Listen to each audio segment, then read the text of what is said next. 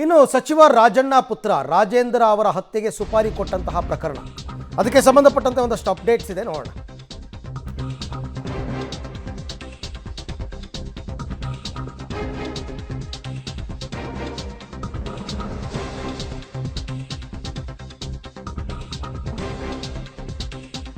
ರಾಜಣ್ಣ ಪುತ್ರ ಹತ್ಯೆಗೆ ಪ್ರಭಾವಿ ನಾಯಕ ಸುಪಾರಿ ಕೊಟ್ಟಿದ್ದಾರೆ ಅಂತಕ್ಕಂಥ ಆರೋಪ.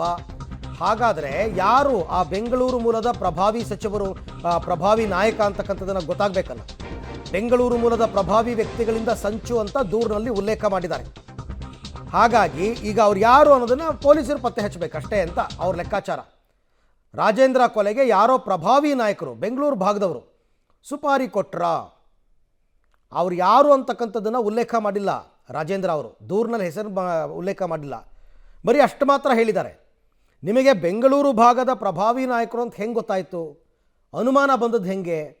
ಬಂದ ಮೇಲೆ ನಿಮ್ಗೆ ಅವ್ರು ಯಾರು ಅಂತ ಗೊತ್ತಿರಬೇಕಲ್ಲ. ಗೊತ್ತಿದ್ದಿದ್ರೆ ಆ ಹೆಸರನ್ನ ಹಾಕಬೇಕಾಗಿತ್ತು.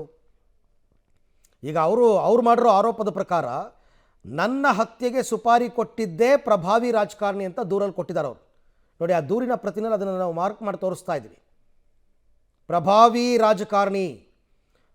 ರಾಜಕಾರಣಿಯಿಂದ 70 ಲಕ್ಷಕ್ಕೆ ಸುಪಾರಿ ಆಗಿತ್ತಂತೆ.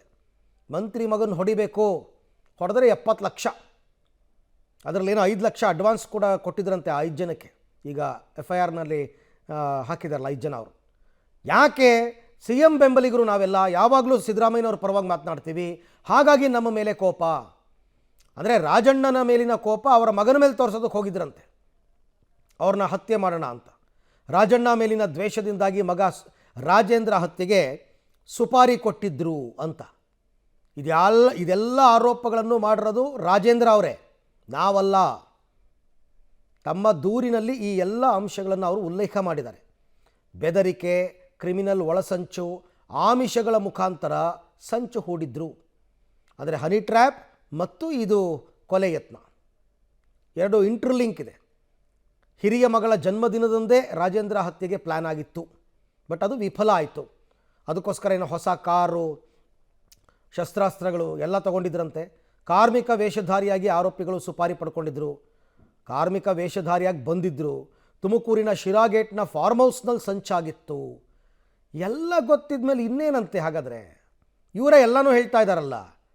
5 ಜನದ ಮೇಲೆ FIR ಬೇರೆ ಆಗಿದೆ. ಅವ್ರನ್ನ ಅರೆಸ್ಟ್ ಮಾಡಿಬಿಟ್ಟು ವಿಚಾರಣೆ ಮಾಡಿದ್ರೆ ಗೊತ್ತಾಗುತ್ತೆ.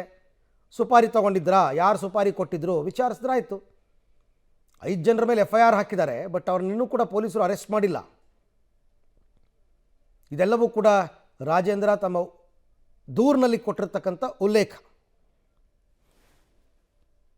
ದೂರು ಕೊಟ್ಟಿದ್ದಾರೆ. ಅಲ್ಲೆಲ್ಲೋ ಕ್ಯಾತ್ಸಂದ್ರದಲ್ಲಿ ತುಮಕೂರಲ್ಲಿ ದೂರು ದಾಖಲಾಗಿದೆ. ಸೊ ಪೊಲೀಸರೇ ಮಾಡಲಿ, ತನಿಖೆ ಮಾಡಲಿ. ಯಾಕಂದ್ರೆ ಅಂತಿಮವಾಗಿ ಹೇಳಬೇಕಾದ ಅವರು, ನಾವಲ್ಲ. ತನಿಖೆ ಮಾಡಲಿ, ಯಾಕೆ ಅವರೇ ಹೇಳಬೇಕಾದ, ನಾವು ಹೇಳಲಿಕ್ಕೆ ಆಗೋಲ್ಲ. ಯಾರ ಮಗ ಆರೋಪ ಮಾಡ್ಲಿಕ್ಕೆ ನಮಗೆ ಅಧಿಕಾರ ಕೂಡ ಇಲ್ಲ. ಇನ್ನಾದ್ರೂ ಪೊಲೀಸರೇ ಕಂಡುಹಿಡಬೇಕಲ್ಲ. ಈಗ ನಾವೇ ಇನ್ವೆಸ್ಟಿಗೇಷನ್ ಏಜೆನ್ಸಿನೂ ಅಲ್ಲ. ಸೊ ಅದನ್ನು ಅವರೇ ಮಾಡಬೇಕು. ವೇಟ್ ಮಾಡೋಣ. ಈಗ ನಾವೆಲ್ಲಿ ನಾವೆಲ್ಲಿ ಹುಡುಕೋದು? ಇವ್ರಿಗೆ ಹುಡುಕ್ಲಿಕ್ಕೆ ಟೈಮ್ ಬೇಕಾಗ್ತೈತೆ. ಪೊಲೀಸರು ಹುಡುಕ್ಲಿ. ಸುಮಾರು ಇದ್ದಾರೆ ದೇಶದಲ್ಲಿ, ಸುಮಾರು ಇದ್ದೇ ಇರ್ತಾರೆ. ಮತ್ತು ಆದದ ಘಟನೆಗಳು ಕೂಡ ಇದೆ. ಬೇರೆ ರಾಜ್ಯಗಳಲ್ಲಿ ಆಗಿದೆ, ನಮ್ಮ ರಾಜ್ಯಗಳಲ್ಲಿ ಆಗಿದೆ, ಸುಮಾರು ಕಡೆ ಆಗಿದ್ದು ಉದಾಹರಣೆಗಳು ಇದೆ. ಸೊ ಇವರೇ ಅವರೇ ಅಂತ ಹೇಳಲಿಕ್ಕೆ ಆಗೋಲ್ಲ. ಸೊ ಪೊಲೀಸ್ ಇನ್ವೆಸ್ಟ್ ಮಾಡ್ತಾರೆ, ಮಾಡಲಿ, ಕಾದು ನೋಡೋಣ. ಓಕೆ ಆಯ್ತು. ಈಗ ಅದು ಪೊಲೀಸರ ತನಿಖೆ ದೂರು ಕೊಟ್ಟಿದ್ದಾರೆ. ಅಲ್ಲೆಲ್ಲೋ ಕ್ಯಾತ್ಸಂದ್ರದಲ್ಲಿ ತುಮಕೂರು ಅಂತೇಳಿ ಕಂಪ್ಲೇಂಟ್ ಕೊಟ್ಟಿದ್ದಾರೆ. ಇನ್ವೆಸ್ಟಿಗೇಷನ್ಗೆ ರೆಫರ್ ಮಾಡಿದ್ದಾರೆ. ಇನ್ವೆಸ್ಟಿಗೇಷನ್ಲಿ ಏನು ಬರುತ್ತೆ that will be known after the investigation. How can I say? Law and order ಪ್ರಶ್ನೆಗೂ ಇದಕ್ಕೂ ಸಂಬಂಧನೇ ಇಲ್ಲ. Law and order is very well maintained in the state. ಅವಾಗಂತ ಕೊಟ್ಟಿದ್ದಾರೆ, ಅದು ಇನ್ವೆಸ್ಟಿಗೇಷನ್ ಆಗುತ್ತೆ. ಅದು ಎಷ್ಟು ಮಷ್ಟು ಸತ್ಯಾಸತ್ಯತೆಗಳು ತನಿಖೆ ನಂತರನೇ ಅಲ್ವಾ. ಹನಿ ಟ್ರಾಪ್ ವಿಚಾರವೇ ಇಲ್ಲ. All those things will be known after the investigation.